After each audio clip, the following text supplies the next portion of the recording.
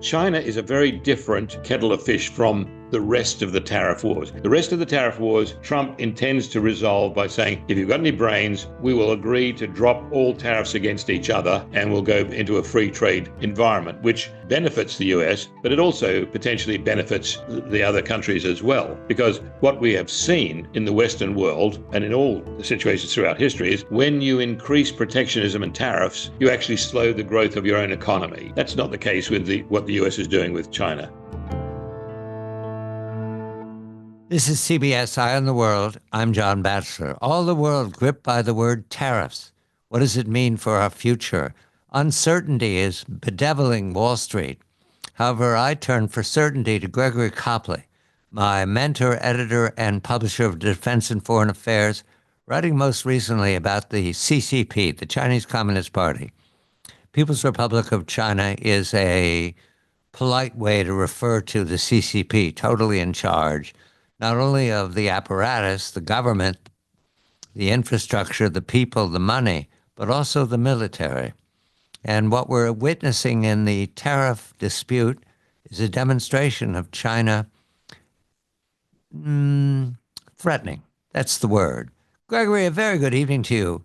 China remarks in these last hours that it will fight to the end, referring to tariffs that Mr. Trump has announced on China until and if it obeys the WTO recommendations to not beggar your neighbor, not dump, not steal information, and generally behave as a member of the community and not as a pirate these many years.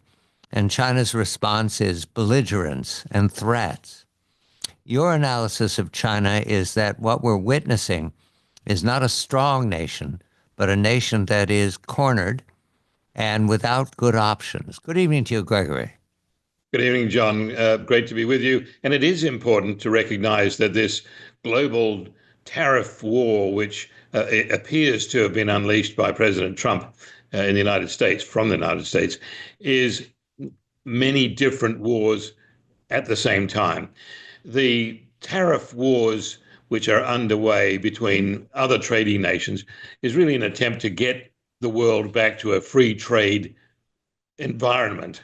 And although President Trump is saying that he is acting like a protectionist president with tariffs being a very good weapon, he's really trying to get everybody back to a zero tariff situation, which the United States has not done much in the past. The United States has been very much a protectionist economy.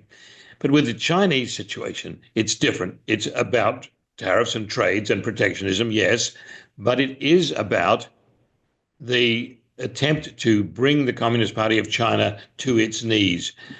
It is now exceptionally vulnerable.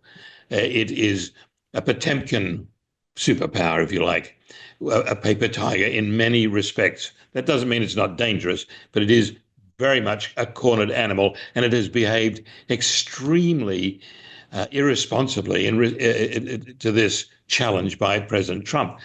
You'd have thought that the CCP and Xi Jinping in particular would have learned something from Trump term one until 2021. But instead, they're now going confrontational. And I think they've painted themselves into this corner. We saw the Commerce Department of China today, as you say, quoted as saying that they will fight to the end. Well, that's already an admission of defeat. They know that this is a potentially escalatable conflict, and it's been escalating today and will by midnight tonight. And China has no option other than to respond with counter tariffs and the like, which is not about to work. The US Commerce Secretary has already made that clear. The Chinese buy so little from the United States in comparison to what they sell the United States that the United States has the upper hand. At the same time, the Chinese economy, mainland Chinese economy, is bankrupt. Literally every aspect of it is now in the toilet. It's run out of cash, can't fund the Belt and Road Initiative. It's been trying to stabilize its stock market by having government intervention to buy stocks, which has caused the fall of the Chinese stock markets to be corrected again today slightly. But the reality is they have nowhere to go. They will continue then to resort to bluster. And this bluster is we'll increase our tariffs on the US and so on. And now they're talking about, well, uh, really Australia now belongs to us, and they're going to eventually take over Australia. I mean, they're actually openly saying that now. And this is all about this bluster of desperation. Now, unfortunately, this does create a problem, because when they say they will fight to the end, it implies that there is such desperation in the Communist Party of China that they may resort to some military distractions to break this cycle, this unprofitable cycle for them. Whether they would dare go as far as attacking Taiwan, knowing that they would lose, and that this in itself could cause the collapse of the Communist Party, is debatable. But they could do something unpredictable. They certainly will try even more brinkmanship, and that could include closer challenges to the US and allied navies in the South China Sea or the Straits of Taiwan. Could include more naval challenges to Southeast Asia and Australia, bearing in mind that recently they had this warship flotilla conducting exercises around the Australian coast, meaningless but provocative. So they are going to do something. So China is a very different kettle of fish from the rest of the tariff wars. The rest of the tariff wars, Trump intends to resolve by saying, if you've got any brains, we will agree to drop all tariffs against each other, and we'll go into a free trade environment, which benefits the US, but it also potentially benefits the other countries as well. Because what we have seen in the Western world and in all the situations throughout history is when you increase protectionism and tariffs, you actually slow the growth of your own economy. It's meant to protect your economy, but it in effect slows down its potential to grow because it's not so freewheeling, not so entrepreneurial. That's not the case with what the US is doing with China. So yes, we will see Japan, Korea, European Union, Britain and the like, they'll come back to this zero tariff situation shortly. And we'll start to see within the next couple of years, the US as the leader in breaking the old protectionist mold, which is essentially what the World Trade Organization has been doing, has been very protectionist, attempting to restrict everybody from making rash moves, whereas free trade is volatile sometimes, but it does inspire greater growth rates. The General Secretary of the Chinese Communist Party, Xi Jinping, is no longer, following your reporting, all powerful. What happened to him? Well, he made too many enemies. He made too many mistakes. If you look at the strategic decisions undertaken by Xi since 2012, it's almost as though he has not made one good decision, either for the economy of the People's Republic of China, mainland China, nor for the good of the Communist Party itself. He has attempted to harness or grab the harness of all power in communist China, and that meant getting rid of his adversaries. He got rid of them in the party, he got rid of them in the military, and now he was getting rid of them in the bureaucratic administration, so that literally he would eliminate all of his rivals. So when he had rival factions when he came into office, like the Jiang Zemin faction, that's all gone. Now everybody is his rival, and they have contained him. His own peer group, the Princeling group, was the second generation of Chinese Communist Party leaders. They're all against him. So right now we see that Xi has virtually no decision-making powers. The PLA is fractured. All of his key loyalists that he appointed to positions of authority in the People's Liberation Army are gone. In the last week alone, there's been about 200 senior military purged. You've also had the change of control by the party of who makes appointments within government. So Xi has lost his ability to appoint people to civilian posts that would bolster his position and the like. So you've also got a situation where the PLA itself, which Xi had thought was going to be his power base, firstly it's no longer his power base, but now it's also clearly not in a position to undertake major conflict with anybody, not to take Taiwan, not to challenge the United States. She may try to urge it to do something in Vietnam, for example. That's unlikely to be successful. There are very few things he can do apart from, if you like, gestures which will not invite massive retaliation. But when they talk about, as they've done on the trade and tariff talks, about a fight to the end, we do have to be careful that whether Xi or anyone else can make a decision which could trigger something accidental, something very destabilizing. Can't imagine what that would be at this stage. It's not going to be tackling the Indians on the Tibetan plateau. It's not going to be challenging the Russians, as they said they would, over the control of the Russian Far East. What can we expect? It's going to be very, very difficult. Xi is, in my estimation, already out of power, and I believe that the CCP will choose a successor, and that's going to be a process in itself over the next coming months. And so Xi will be out of a title, I would think, before the end of this year. Gregory has spoken of the CCP and its military that is not ready to fight and will not fight. However, there is more to the failure of the CCP than just guns and ships. Gregory, two stories. One from Serbia in these last days. A suburb about an hour outside of Belgrade named Novi Sad, where the Chinese construction company that's affiliated with all the overseas building came in and built a depot. Well, one day the depot roof collapsed and killed 16 young people. Since that day, there's been protests in Belgrade and other cities, to the point that the FTT now reports that Vucic, the longtime leader since 2013, I believe, is now ready to depart. They want him out. And they're protesting not just students anymore, but lawyers and doctors and hospital workers, saying that your gang took money to bring the Chinese in, and they built a death trap, and we want you out. One story about Chinese Belt and Road. We could tell the story of the dam in Ecuador that leaks and cracks all the time, changing the course of the river and not delivering electricity. We could tell all those stories, but this right now is going to push Vucic, we're told, out of office. Vucic was the only man in Europe that greeted Xi Jinping when he made that embassy last year to Europe.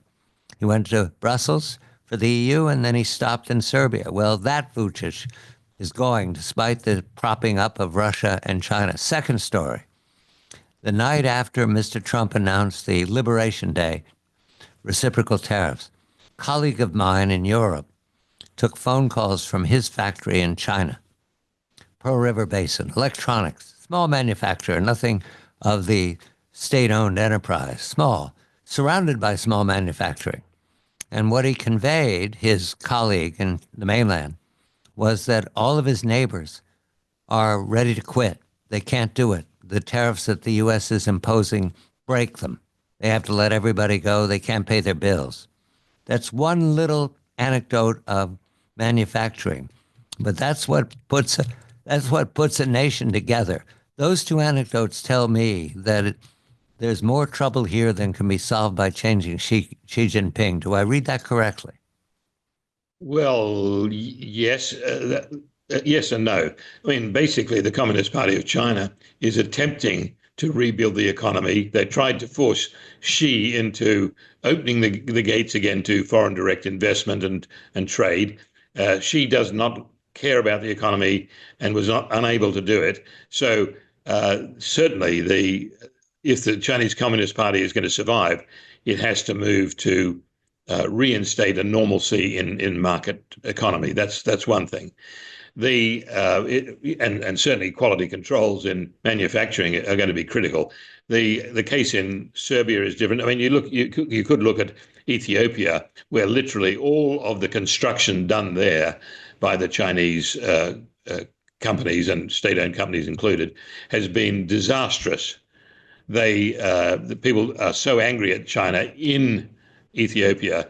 The only reason that China is still able to have a foot in Addis Ababa is because they're providing some military assistance as well. But in Serbia, it's somewhat different.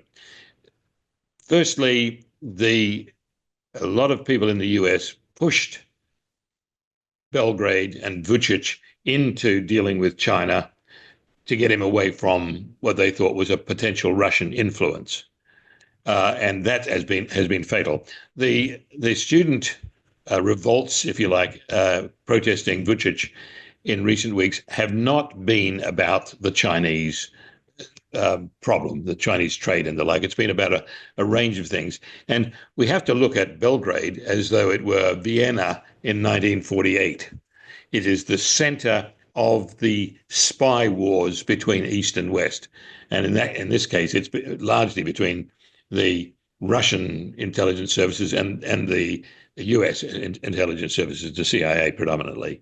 So all of these sorts of conflicts going on in the public sector are being funded heavily by one group or another, and including the United States, and not necessarily just the CIA either. It's you've got other groups like George Soros's Open Societies groups funding a lot of things.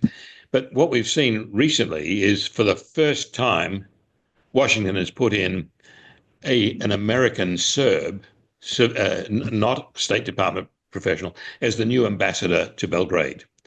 And Belgrade has appointed a new ambassador to the United States.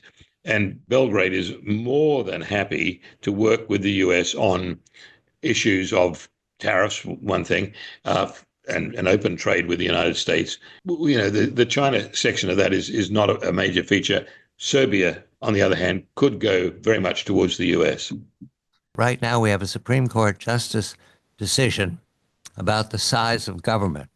This is MSNBC reporting. The Supreme Court sided with the Trump administration for the second day in a row in emergency litigation, this time in a case involving federal work firings, a 5-4 decision. Justice Sotomayor and Ketanji Brown Jackson dissented from the grant of the Trump administration's application. The administration had filed an urgent appeal seeking an immediate halt to a California judge's order to reinstate 16,000 fired federal employees. Gregory, I come to you on this matter because it speaks immediately to the contest going on in Washington between bureaucrats and political voices, political actors. It's long-standing, but what these numbers suggest to me is that something different is happening now. Is that accurate? 16,000 is a lot of people from the Treasury, from Defense, from Commerce, from all the agencies that have been occupied these many years. What is this leaning towards? Is this a rejection of bureaucrats? Is this, in some fashion, a new government? Well, I think it's part of the, shall we say, the Trump approach to literally everything. The things which have been holding back U.S. Improvements in its economy and its strategic power and the like have been old and obsolescent structures, alliances, trade organizations and groupings, supranational governance such as the United Nations and the World Trade Organization and so on.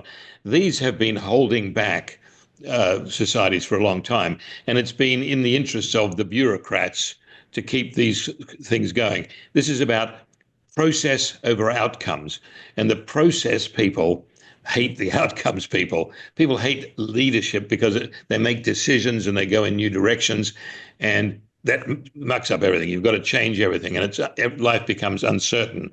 So the bureaucrats tend to try to constrain, bring back, roll back the actions of elected leaders. And in that sense, they tend to believe they control governance.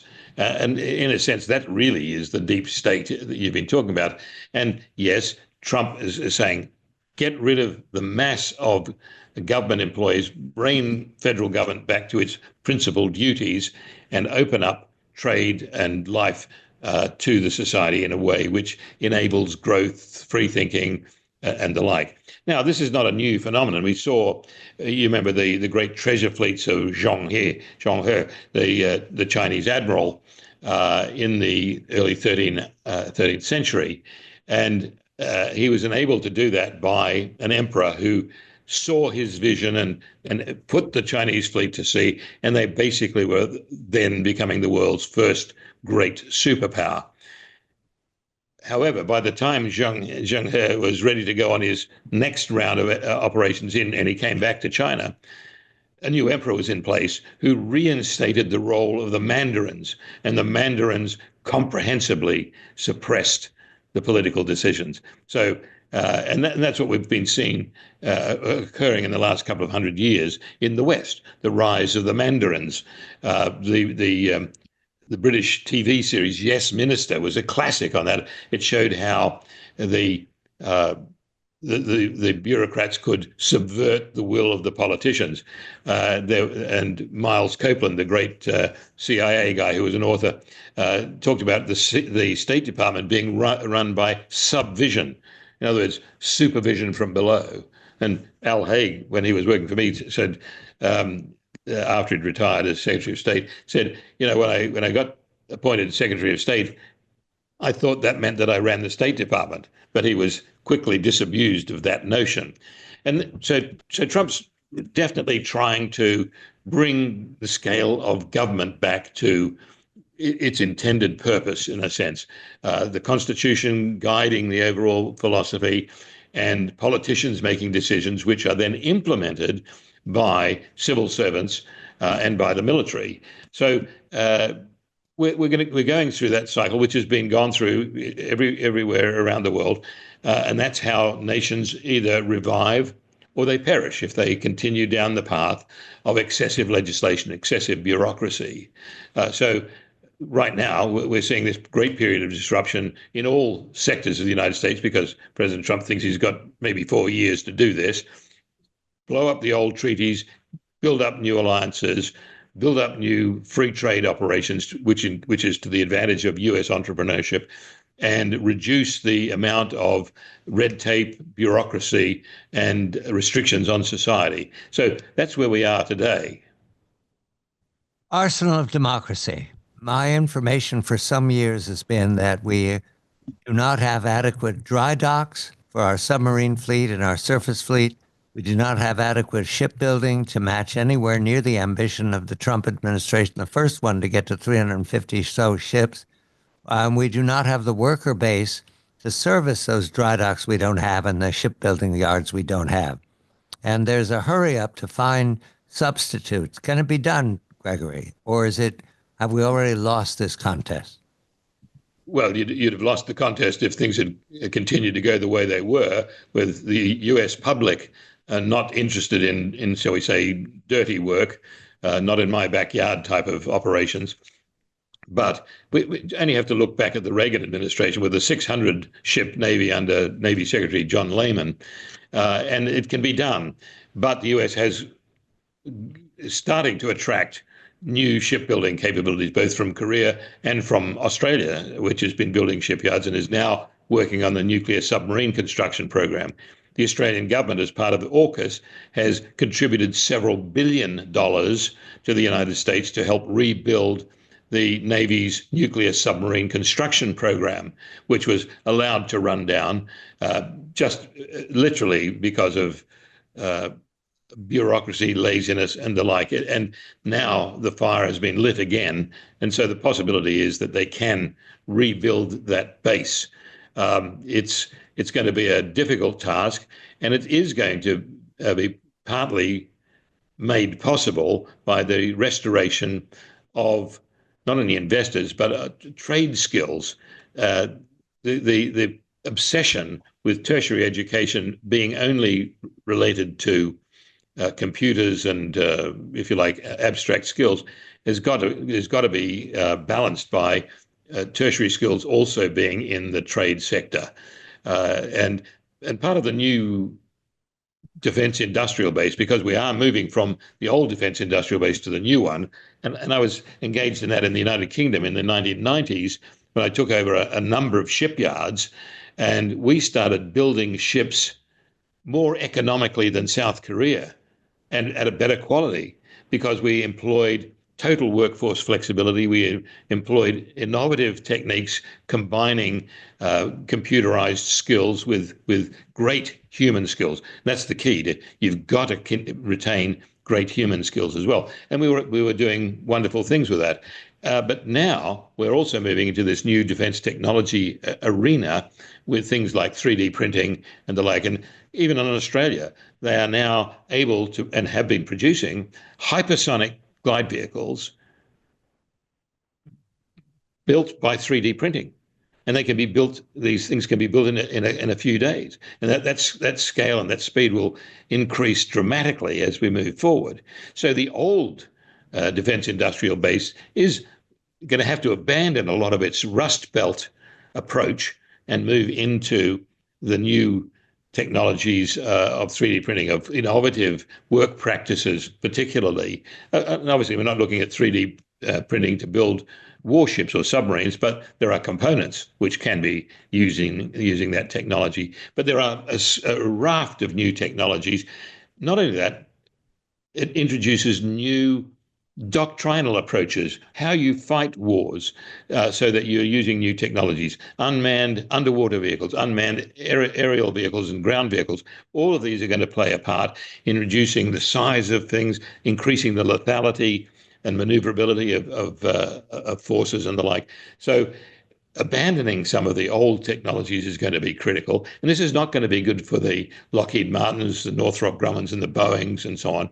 And it's going to favor companies you've never heard of at this point.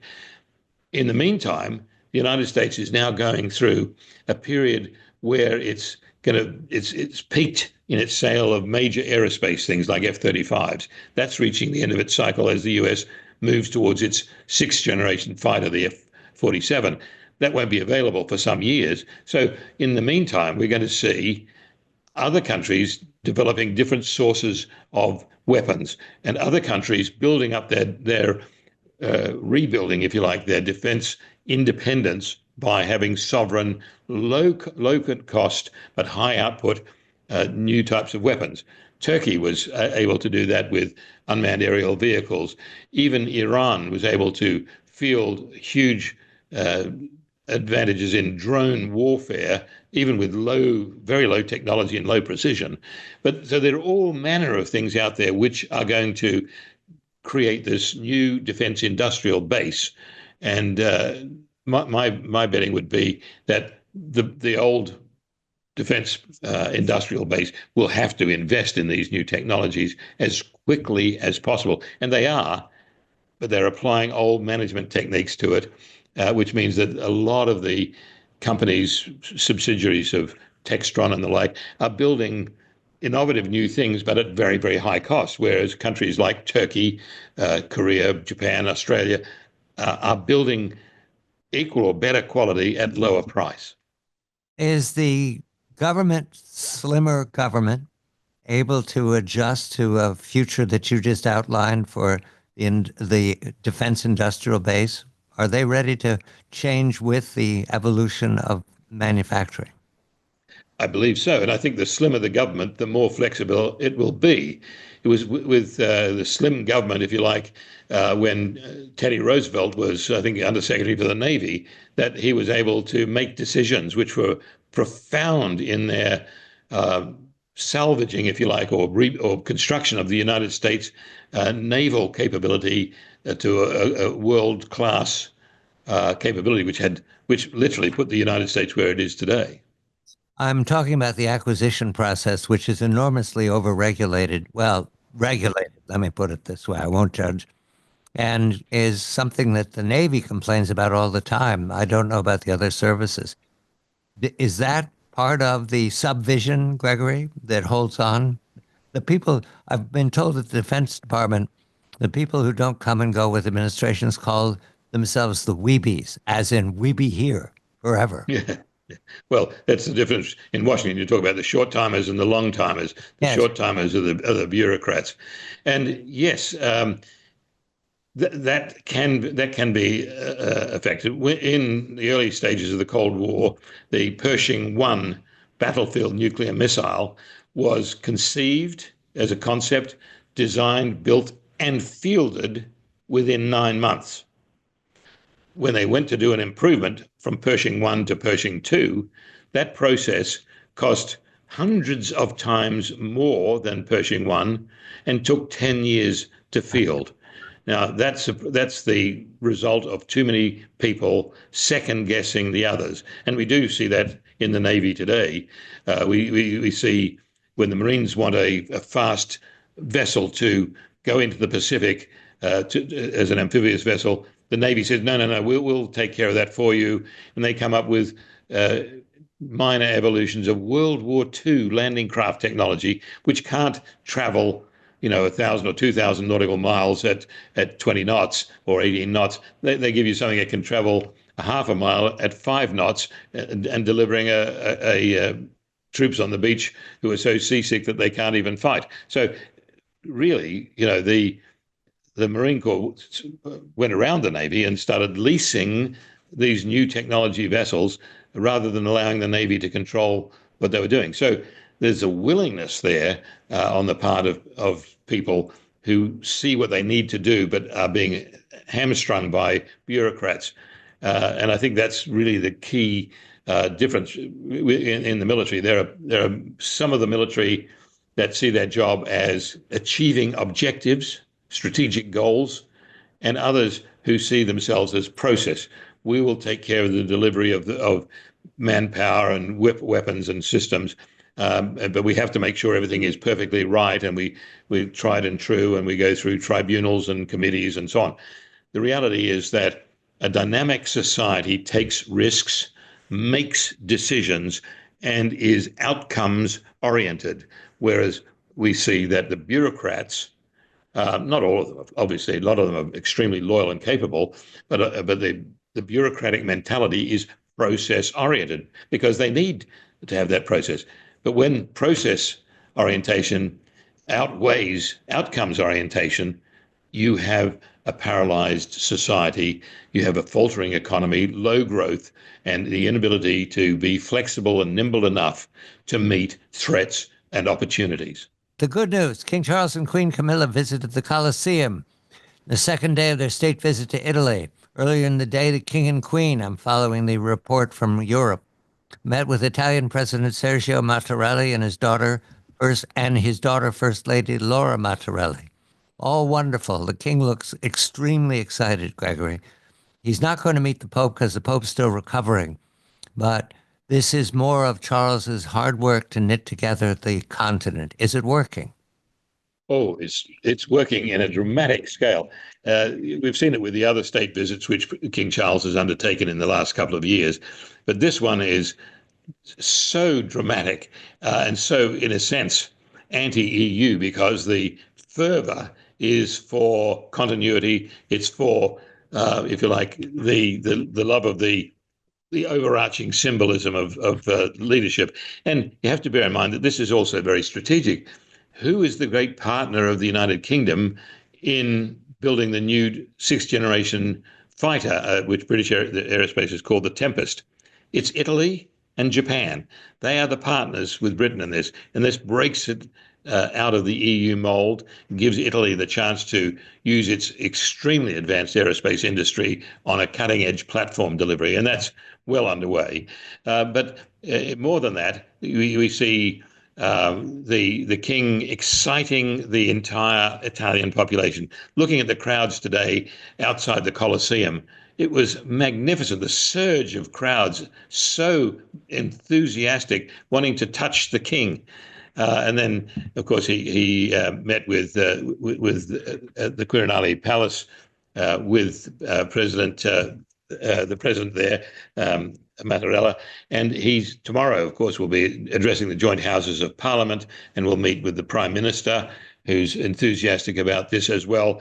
This really strikes a great chord with the Italian and British people. You had, for example, today at the Colosseum, you had the British Household Division bands in their red tunics alongside the Italian military bands playing music for the king and queen and for the president, and that was there was this great enthusiasm. Yesterday we saw when the king was at the Quirinale Palace, the two aerobatic teams of the Royal Air Force, the Red Arrows, and the Frecce Tricolore, the tricolour arrows, if you like, of the Italian Air Force aerobatic team, flying across the Quirinale Palace, one squadron releasing red, white, and blue smoke, the other one red, white, and green for the Italians. So it was a magnificent gesture, and it shows that Britain is now moving